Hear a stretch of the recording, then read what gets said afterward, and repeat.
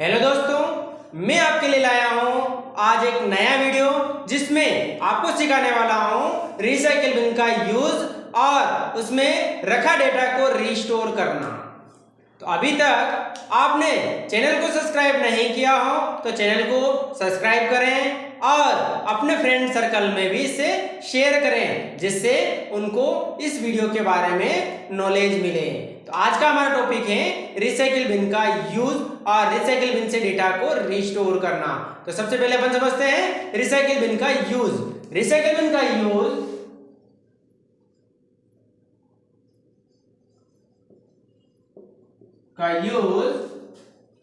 Computer में delete किए गए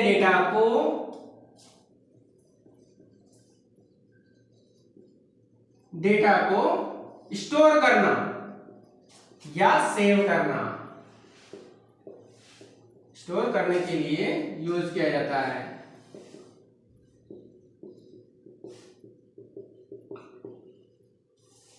जिस तरह से हम अपने घरों में या ऑफिसों में डस्टबिन का यूज करते हैं उसी तरह से कंप्यूटर में रिसाइकिल बिन का यूज होता है।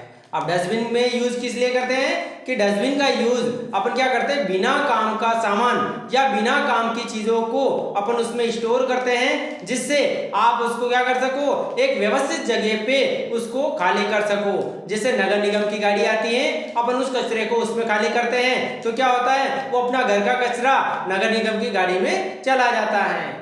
ठीक है, उसी तरह से कंप्यूटर में आप फाइलें बनाते हो और बहुत बार क्या होता है, बिना काम की जो फाइल होती है या फोल्डर होता है उसको अब जरूरत नहीं है तो आप क्या कर सकते हो, उसको आप डिलीट करके रिसाइकिल बिन के अंदर रख सकते हो जिससे बाद में कभी जरूरत पड़े तो उसको वापस रिस्टोर कर सको। और बाकी बाद में आप एक समय ऐसा हो, ठीक है, जिस समय आप फ्री हो तो उस समय रिसाइकिल बिन को चेक करके उसको आप खाली कर दो जिससे क्या हो, अपने कंप्यूटर में बिना काम का जो डेटा है वो परमानेंट डिलीट हो जाए और अपने कंप्यूटर में क्या हो, फ्री स्पेस आ जाए।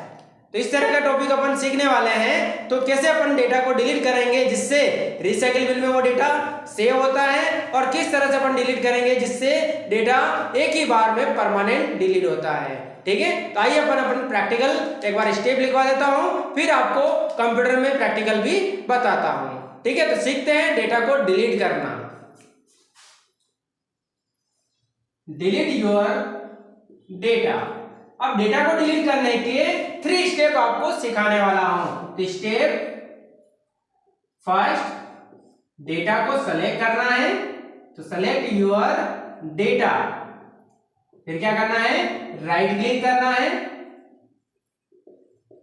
फिर आपको क्या करना है, click on delete. Right click जैसे ही करोगे वहां पे बहुत सारे ऑप्शन आएंगे, उसमें आपको डिलीट पे क्लिक करोगे तो ये डेटा डिलीट हो जाएगा और ये डेटा रिसाइकिल बिन के अंदर जाके सेव हो जाता है।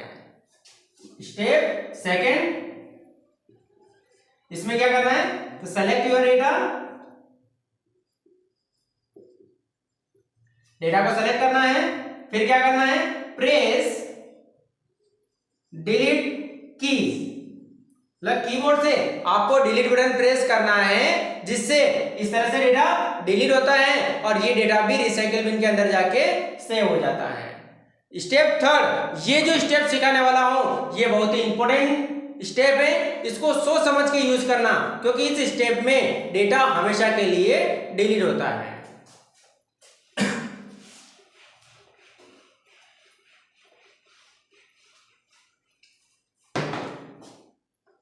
स्टेप थर्ड, तो सेलेक्ट योर डेटा।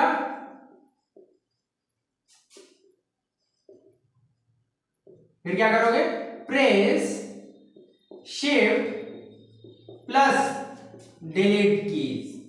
मतलब आपको क्या करना है, डेटा को सेलेक्ट करने के बाद आपको शिफ्ट बटन दबा के रखना है और कीबोर्ड से डिलीट बटन प्रेस करना है। ठीक है, जैसे आप ये प्रेस करोगे आपके सामने एक मैसेज आएगा कि आपको इस डेटा को कंप्यूटर से परमानेंट हटाना है या नहीं। तो आप यस पे क्लिक करते हो तो वह डेटा कंप्यूटर से हमेशा के लिए हट जाएगा और नो करोगे तो वह डेटा डिलीट नहीं होगा। तो इस तरह से इस स्टेप को फॉलो करते हुए आप डेटा को डिलीट करोगे तो वो डेटा कहां पे जाके जैसे होगा, अपने कंप्यूटर में वो डेटा सेव नहीं होगा, क्योंकि इस तरह से डेटा को डिलीट करने से अपना डेटा कंप्यूटर से हमेशा के लिए हट जाएगा। क्लियर? तो अब अपन इसका प्रैक्टिकल देखते हैं कि डेटा को प्रैक्टिकली 3 तरीके से डिलीट कैसे करेंगे। तो आइए अपन क्या करते हैं, डेटा को तीनों स्टेप से डिलीट करना सीखते हैं। तो अभी मैं आपके सामने क्या करता हूं, 3 फोल्डर बना लेता हूं जिसको अपन अलग अलग स्टेप से डिलीट करेंगे। तो फोल्डर बनाने के लिए मैंने गए वीडियो में शॉर्टकट तरीका भी बताया है, और बाकी आपको फोल्डर बनाना हो तो राइट क्लिक करना है, खाली जगह पे न्यू पे जाना है और फोल्डर पे क्लिक करना है, फिर इसका नाम दे देना। तो मैं यहाँ पे दे रहा हूँ डेटा 1। फिर दूसरा फोल्डर बना रहा हूं, तो शॉर्टकट से बनाना चाहो तो आप कंट्रोल शिफ्ट और एन प्रेस करोगे तो शॉर्टकट तरीके से डेटा ये फोल्डर बन जाएगा। इसका नाम रख लेते हैं डेटा 2। अब इधर साइड में आ रहा है तो मैं आपके सामने रख देता हूं यहाँ पे। और तीसरा फोल्डर बनाना है जिसमें आप राइट क्लिक करके भी बना सकते हैं, जैसे पहले बनाया था फर्स्ट वाला। तो इसका नाम दे देता हूं डेटा 3। तो इस तरह से ये तीनों फोल्डर बन गए।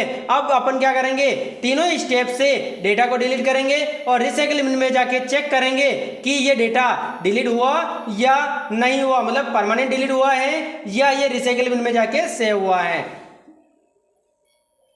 तो फर्स्ट स्टेप यूज करते हैं। तो जिस डेटा को डिलीट करना है, तो मुझे डेटा 1 नाम का फोल्डर है, इसको डिलीट करना है। तो इसको सेलेक्ट करना, मतलब क्लिक कर देना इसके ऊपर। फिर क्या करना है, इसके ऊपर राइट क्लिक करना है। बहुत सारे ऑप्शन आ रहे हैं इसमें, आपको यहाँ पे ढूंढना है डिलीट। तो ये लिखा हुआ देखो डिलीट, तो यहाँ पे आपको क्लिक करना है, जिससे क्या होगा, ये डेटा अपने सामने से हट जाएगा। तो इस तरह से अपन ने डिलीट किया तो वो डेटा डिलीट हो गया है। फिर दूसरा स्टेप है, तो दूसरा स्टेप है डेटा को सेलेक्ट करना है, फिर कीबोर्ड के ऊपर डिलीट बटन है उसको अपन को प्रेस करना है। तो ये रहा डिलीट बटन, इसको अपन प्रेस करेंगे और स्क्रीन पे अपन देखेंगे तो दूसरे जो फोल्डर था वो भी अपने सामने से हट गया, मतलब वो भी डिलीट हो गया है। स्टेप थर्ड है जिसको अपन अप्लाई करेंगे। तो इसको सेलेक्ट किया, फिर आप देखो कीबोर्ड पे आपको 2 कीज प्रेस करनी है, शिफ्ट बटन प्रेस करके रखना है और डिलीट बटन दबाना है, जिससे क्या हो, यहाँ पे आपके सामने एक मैसेज आएगा। इस मैसेज में ये लिखा हुआ है, are you sure you want to permanent delete this folder. क्या आप चाहते हो कि ये फोल्डर कंप्यूटर से परमानेंट हट जाए? तो आप यस करोगे तो ये डेटा क्या होगा, कंप्यूटर से परमानेंट हट जाएगा। ठीक है, जैसे मैं यस कर रहा हूं तो ये आपके सामने हट गया। तो एक बार मैं आपको रिसाइकल बिन ओपन करके दिखा देता हूं, जिसमें आप चेक कर लो कि वो तीनों ही फोल्डर उसमें सेव हुए हैं या 2 सेव हुए हैं। तो अपन रिसाइकल बिन ओपन करते हैं, तो यहाँ पे अपन देखेंगे तो यहाँ पे देखो 2 फोल्डर ही शो हो रहे हैं, डेटा 1 और डेटा 2। डेटा 3 जो था वो अपने कंप्यूटर से हमेशा के लिए हट गया है। तो अब अपन सीखेंगे डेटा को रिस्टोर करते हैं, कैसे करते हैं। तो इसके लिए पहले अपन समझ लेते हैं इसकी थ्योरी, फिर अपन वापस आते हैं प्रैक्टिकल के ऊपर। वीडियो को स्किप नहीं करें, वीडियो को पूरा देखें। डेटा को रिस्टोर करने के लिए अपन समझते हैं कि डेटा को रिस्टोर कैसे करें। तो सबसे पहले अपन मैं स्टेप लिखवा देता हूं, फिर अपन इस पे कंप्यूटर पे भी वापस इसको देखेंगे। तो डेटा को रिस्टोर करने के लिए आपको सबसे पहले रिसाइकल बिन को ओपन करना है। तो ओपन रिसाइकल बिन, फिर आपको क्या करना है, सेलेक्ट योर डेटा, मतलब जिस फाइल या फोल्डर को आप रिस्टोर करना चाहते हो तो आपको क्या करना है, सेलेक्ट करना है। सेलेक्ट योर डेटा, फिर क्या करोगे, तो इसमें 2 तरीके हैं। जैसे आप सेलेक्ट करते हो और रिसाइकल बिन के आप अंदर आप देखोगे तो वहां पे एक ऑप्शन मिलता है रिस्टोर करके, तो वहां पे क्लिक करके भी आप डायरेक्ट उसको रिस्टोर कर सकते हो। और बाकी दूसरा तरीका, तो आप यहाँ पे क्या कर सकते हो, राइट क्लिक करके भी कर सकते हो। तो आपको क्या करना है, राइट क्लिक, फिर आपको वहां पे रिस्टोर पर क्लिक करना है, तो रिस्टोर।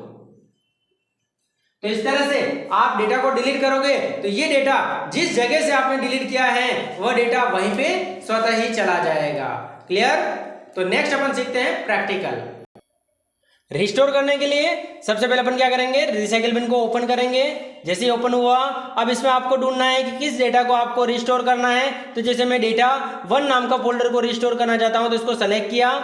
जैसे मैंने इसको सेलेक्ट किया, इसके ऊपर राइट क्लिक करेंगे तो यहाँ पे बहुत सारे ऑप्शन आ रहे हैं। तो यहाँ पे रिस्टोर पे आप क्लिक करके इसको रिस्टोर कर सकते हो। तो वह डेटा यहाँ से हट गया और जिस जगह से अपन ने डिलीट किया है उस जगह पे वापस चला गया। देखो डेस्कटॉप से डिलीट किया गया है तो ये डेस्कटॉप पे वापस आ गया है।